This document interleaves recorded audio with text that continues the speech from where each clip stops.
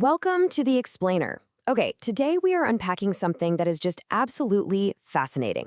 I want you to imagine for a quick second that you've just asked your AI assistant to book a flight for next Tuesday on Kayak.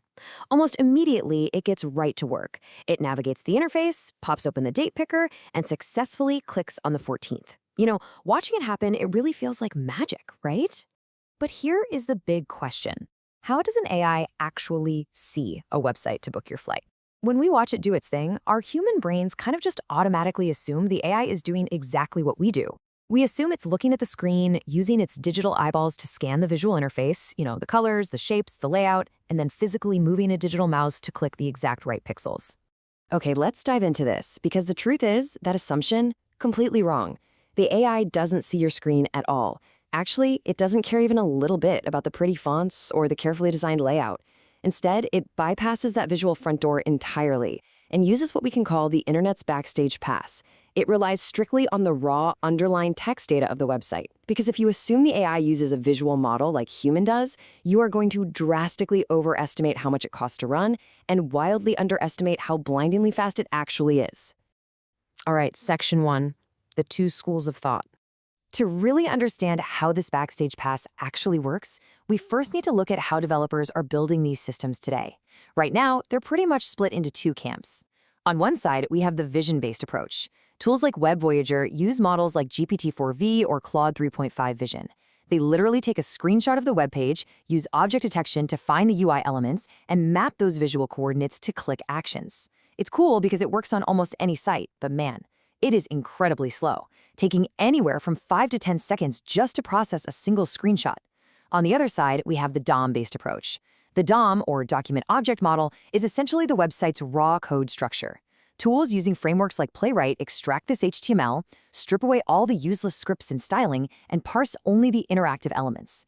This is blazing fast. We're talking around 500 milliseconds. Sure, it can struggle a bit if a website heavily hides its code, but for modern fast AI agents, this DOM-based approach is absolutely the winning ticket. Moving on to section 2, the accessibility tree. Let's move to and see how this builds, because to truly master that DOM-based approach, sophisticated AI browsers like Adept's ACT1 rely on a very specific, somewhat hidden data structure. I really want you to let this analogy sink in, because it is the absolute secret to understanding AI web browsing. Imagine you are blindfolded and using a Braille keyboard.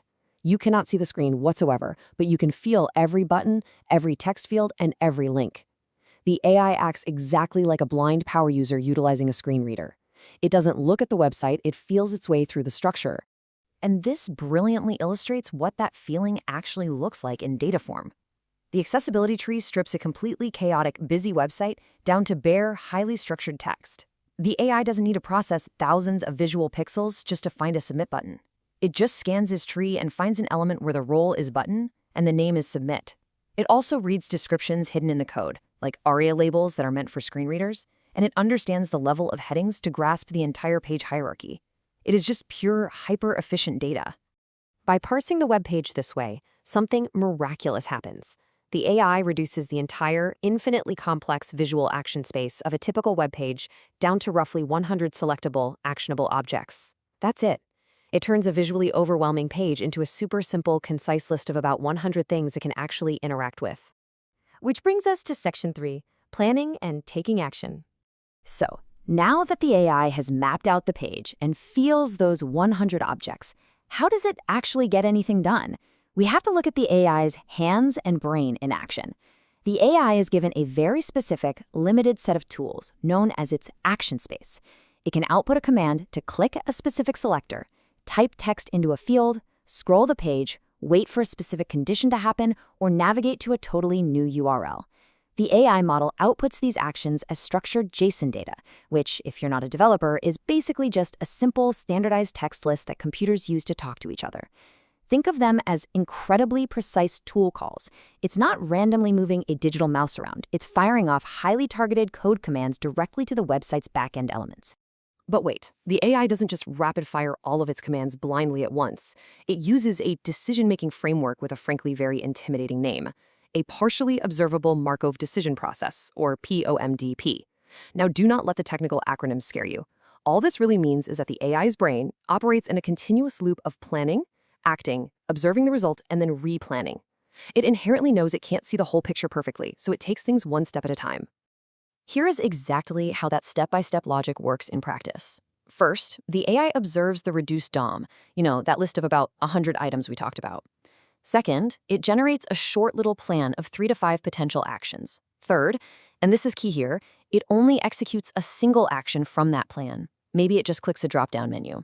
Finally, in step 4, it stops, completely observes the newly updated DOM, and replans its next move based on whatever just changed. It is highly, highly methodical. So the crucial point is how this handles the modern web, because today's websites, the ones built on frameworks like React or Vue, they're dynamic. They change their content constantly without ever actually reloading the web page.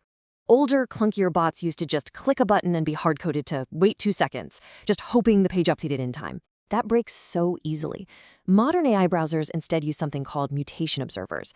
When the AI clicks a button, it actively waits for the website's code to signal that a mutation, or a change in the DOM, has actually occurred. It's instantly reactive, perfectly timed to the website's real-time performance. If we take a quick peek under the hood at the Python code using Playwright, you can see just how elegant this whole thing is. The AI passes its chosen action, and the script simply finds the element using its text or its specific path in the code and fires an await element.click command. It physically clicks it using the backdoor. Boom, no mouse cursor required. After the click, it waits for the network to settle down, grabs a brand new snapshot of that accessibility tree, and the whole cycle starts all over again. All right, let's wrap up with section 4, the pitfalls of AI browsing.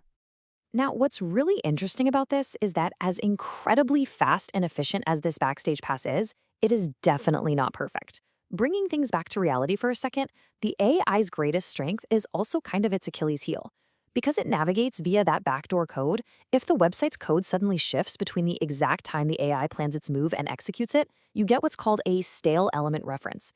Basically, the AI tries to click a button that technically no longer exists in the code. Furthermore, if a website uses visual CAPTCHAs or poorly coded pop-up modals that aren't properly exposed in that accessibility tree, the AI is completely blind to them. If it is not in the text tree, to the AI, it literally doesn't exist.